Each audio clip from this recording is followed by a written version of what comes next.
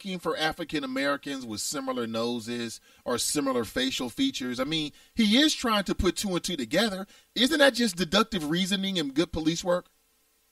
I mean, there is that angle, just to be fair. Okay, you know me, I like to attack these issues, every issue, from every angle. Brent writes, it's not really a question of luck. It's all about revenue for the city. These cops have quotas. Ed writes, no, this is James. He writes to Edward, did you see the picture after the first night of marriage? Her face was saying something. Are you talking about Russell and Sierra? The hell? See, Cruther writes, agree, Nathan. People need jobs. Hire some investigators. Is there anything wrong in particular? Okay, looking at it from the other side. You're an officer. Your job is to put two and two together.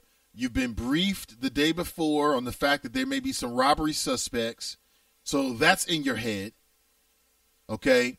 You think maybe he looks like one. Hey, don't all black people look together? I mean, look similar? Some do, more than others. Maybe he justifiably believed that he was. Maybe it wasn't racial, but it wasn't racist, but it was racial in terms of he was dealing with a racial physical characteristic. Why knows? I don't know. I'm spitballing here. I'm just saying there's usually two sides to every story. And what if that's what he says? What if he says, listen, I'm not trying to be racist. I was trying to be specific. This is why I stopped him. He looked like he may be similar, okay? And I wasn't going to do anything. I was going to let the guy go. The question becomes, why did you end up shooting the man several times? Now, that becomes the big question. What else here this morning? I have much more audio for you. This is audio of a woman. This is the woman who was shot in Dallas. And she is very shaken up. I'll say it again. I'm sick and tired of seeing black people brutalized, black people in pain, black people in mourning, black people trying to recover from some wound that was not self-inflicted. It's getting old. But check this out. You know, we were standing on the corner getting ready to cross the street to go up. My car was parked. And the officers had this street blocked off. You know, we were standing on the corner getting ready to cross the street to go up to where my car was parked. And we heard us shot. And we all looked. Because we didn't know what it was. You know, like, because it's so close to the 4th of July. And we all kind of looked. And it was a pause. And there was a second shot. And the police officer, I saw him. Kind of tall, hefty, white guy, bald. I remember seeing him. And that second shot, he kind of, as he was going down, he said he has a gun. Run. I'm sorry. I'm sorry. He said he has a gun. He has a gun. Run. And my kids started running. And I wanted to make sure that they were all in front of me, so they started running up the block, and I was running behind them. And I felt the bullet. I don't know if it bounced off the ground or what, but I felt it when it hit me in the back of my leg. And my son, Andrew, had turned around to grab me. Because I guess he turned around to see where I was, and he went to grab me, but I had already been shot. So I tackled him, and pushed him into the street. And I think he hit the car, and we ended up in between the car and the curb. And I just laid on top of him. And police officers had started coming up the block. And one of them, I heard him when he said, "Is anybody hit?" My son said no, because he didn't know I was shot. And I was saying yes, but I wasn't saying it loud enough so my son could hear me, because I didn't want him to hear me. And the officer said it again kind of loud, and I said, "Yes, sir, I'm hitting my leg." And the other officer jumped on top of me and covered me and my son. and there was another one at our feet, and there was another one over our head, and there was several of them lined against the wall over there, and they stayed there with us. The woman's name that you're listening to, I saw another officer. I believe her name is Shatamaya Taylor. Saw another officer. Shatamaya Taylor. Right there in front of me, and there was two. And it's been reported that she was torn between celebrating her kid's survival and the grief. I'm sorry. I had never been in a situation like that before. There was hundreds of rounds. I had never heard anything like that before. You can tell she's traumatized. It was just shots all around us. But I'm thankful. I'm so thankful for the Dallas Police Department and whoever else. ATF, I don't know. Yeah, she goes on to thank all the law enforcement. She says that basically they surrounded her and her son, and she was injured. And she says completely surrounded, like they literally laid on top of her. And then some other officers and responders, first responders, they like created like a human shield to protect her and her son. So she was just overwhelmed with, and you could hear it there in that very brief clip. On one hand, she's overwhelmed and incredibly relieved that she and her family are safe. But then also shocked, and I would say traumatized from what I'm hearing, from actually seeing someone be shot. Seeing someone, I don't know if the officer she was referring to that she saw, she said she saw two officers. I don't know if either of them actually died. Perhaps one or both did.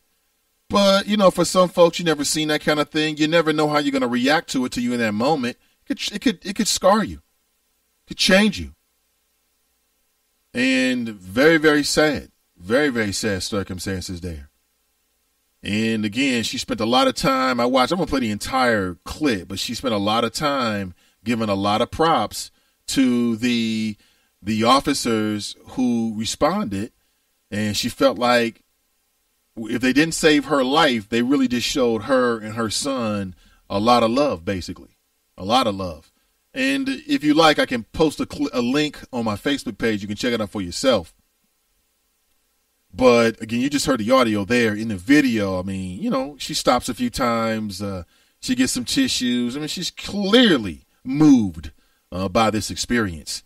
And everybody's on high alert. Speaking of which, authorities here in the city of Cincinnati are investigating an overnight explosion. Now, from what I understand, this explosion occurred outside of a downtown building. I'm looking at images of it right now in local media as it's being reported.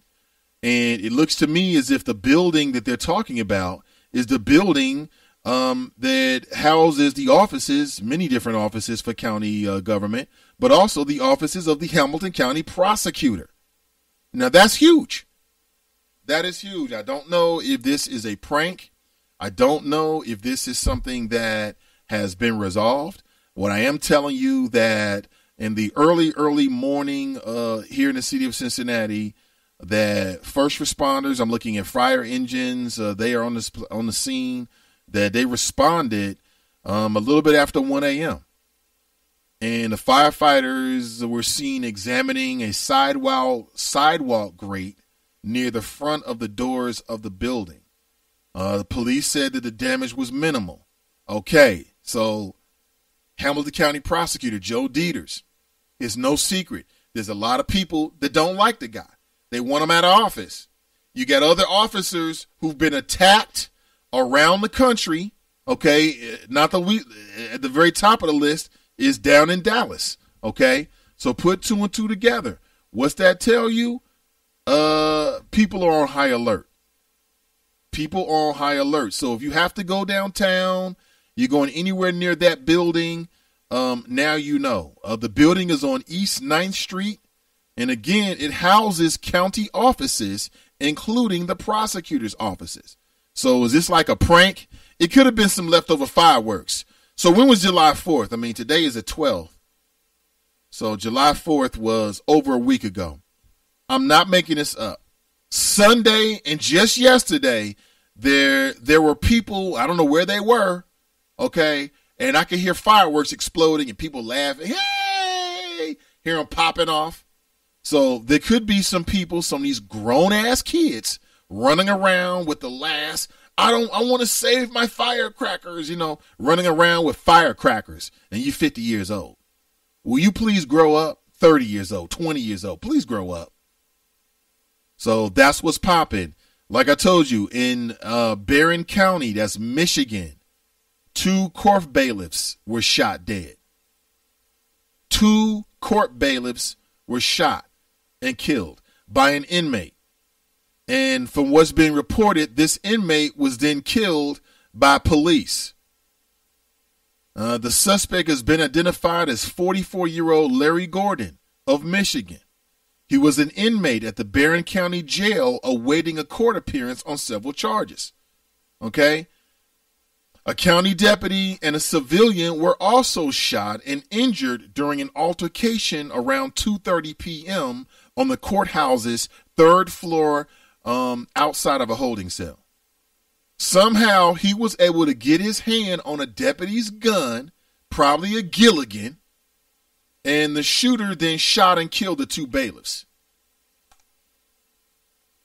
This is part of the reason why when you go down to the courthouse that the sheriff bailiffs and the deputies act the way that they do. Is because, especially now, they're on super high alert. They're on super high alert. I think with a lot of the news and the propaganda, the police, and again, this is something that I think the FOP is involved with this as well, is I think police officers are they're consuming a lot of media. They're consuming a lot of rhetoric in which people are telling them that they are somehow a target. And this has been going on before Dallas. Dallas, Michigan, these other instances around the country where officers are being shot, it's only making things worse. Only making things worse. See, James writes, the biggest question is, why did Yanez hold the gun on Miss Diamond instead of rendering assistance to Mr. Castile? ? He may have been able to save him or stop the bleeding just long enough. Yet he just stood there pointing a gun at a lady that clearly was not a threat to him in no way at all. I think that he got shook in the moment. I think he got really shook in the moment. James writes, it was reported that an electrical box below a grate exploded. Okay, thanks for that, James. Appreciate that. And if that's what happened, I'm glad to hear it. We don't need retaliation because the people are not going to win. That's not how we win. A win for the people is police reforms that change what we've been seeing. That's a win for the people. That's a win for the people. Because when officers get hurt, 2 things happen. The focus now becomes the officers and about the officers' families, officers' well-being, and not what was the original issue, and that was police brutality. And then 2, I think that the Black Lives Matter people, they might lose a few people when these kind of things happen. People like, well, wait a minute. If Black Lives Matter in any way is leading to these police shootings, well, then I can't give them my support anymore. I think that's the second thing. And lastly, it doesn't address the issues. We need real reforms within our police. And it's not just about the community getting to know the police better. It's not just about that. It's about officers being charged appropriately and being held appropriately responsible when they step out of line. That's how you mend the fences between the police and the community. It won't be softball games. It won't be 3-on-3 basketball. It won't be carnivals or picnics. That's what it's going to have to be. My name is Nathan Ivey. Thank you for listening. This show will be made available as a podcast in about 30 minutes after the end of the show. We'll update the audio just a little bit. Thank you very much. Much more to follow, folks. I'll be back with you tomorrow morning at 7 a.m. Please tell one friend about the show. We'll be talking real soon. And until next time, take care of yourself. Shout out to the Chop Shop and Team I. Team NI. Until next time, I'm out.